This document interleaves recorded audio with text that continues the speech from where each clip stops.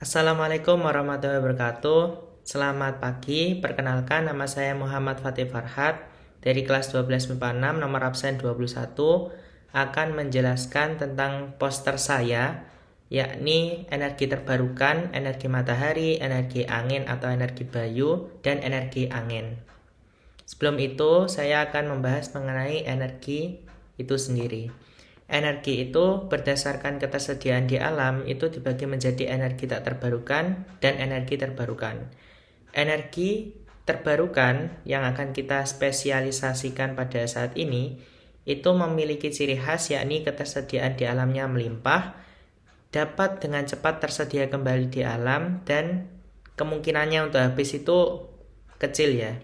Untuk macam-macam energi terbarukan itu sebenarnya ada 5. Energi matahari, energi panas bumi, energi air, energi angin, dan energi biomasa. Untuk saat ini yang akan saya bahas adalah poster saya, yakni energi matahari, energi angin atau energi bayu, dan energi air. Kita lanjut pada slide berikutnya. Yang pertama, poster saya adalah energi terbarukan, yakni energi matahari. Energi matahari itu merupakan sumber energi terbesar yang jumlahnya itu nggak terbatas.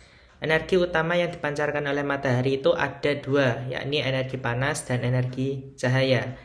Energi panas matahari itu berguna untuk menjemur pakaian dan bahan makanan, mungkin untuk pengawetan juga bisa. Sumber energi pada pemanas air tenaga surya itu adalah merupakan guna berikutnya. Selanjutnya ada energi cahaya matahari, itu sering digunakan untuk sel surya atau sel fotovoltaik untuk mengubah energi cahaya menjadi energi listrik. Selain itu ada pula fungsinya yakni sebagai penerangan dan proses fotosintesis yang sangat berguna bagi tumbuhan. Untuk penjelasan saya mengenai sel fotovoltaik atau sel surya, yakni ketika cahaya matahari mengenai sel surya, itu akan terjadi perbedaan potensial listrik pada sel surya. Sebagai akibatnya, elektron mengalir dan menghasilkan arus listrik yang searah. Untuk membentuk energi yang besar, maka satu sel surya aja nggak cukup, sehingga sel surya itu harus disusun secara seri dan paralel hingga membentuk modul surya, panel surya, hingga array surya. Nah, untuk yang terdapat pada gambar pojok di atas ini, untuk PLTS itu sudah merupakan array surya. Array surya sering ditemukan pada pembangkit listrik tenaga surya. Untuk sistem kerja dari sumber energi pada pemanas air tenaga surya, yakni terdapat pada bagian berikut. Jadi ini terdapat pengontrol, lantas pompa, lalu ada kettle, dan air yang akan ditransformasikan menjadi air panas atau air hangat gitu ya. Selanjutnya ya ini untuk penjelasan mengenai energi cahaya tadi. Jadi ada perbedaan potensial listrik sehingga menghasilkan arus listrik yang searah. Kita lanjut pada slide berikutnya, yakni energi terbarukan, energi angin atau energi bayu. Penamaan lain dari angin itu dalam KBBI itu adalah bayu, yang didapatkan dari Kamus Jawa Kuno, yakni yang berarti angin. Energi angin sebagai sumber energi kinetik angin bisa diubah menjadi energi listrik pada pembangkit listrik tenaga bayu atau PLTB. PLTB itu cara kerjanya, angin yang bertiup akan menggerakkan baling-baling pada kincir angin karena baling-baling kincir terhubung dengan poros yang dapat berputar. Dan dalam poros tersebut terdapat grid transmisi yang dapat mempercepat perputaran pada kincir angin, maka energi kinetik yang dihasilkan akan memutar generator yang terdapat pada poros sehingga akan menghasilkan listrik yang siap ditransmisikan.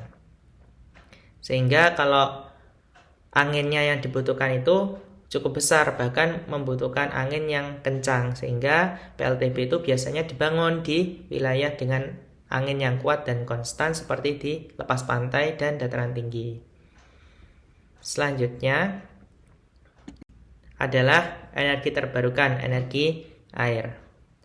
Untuk energi air, pemanfaatan energi air itu adalah sumber energi pada PLTA dan PLTMH.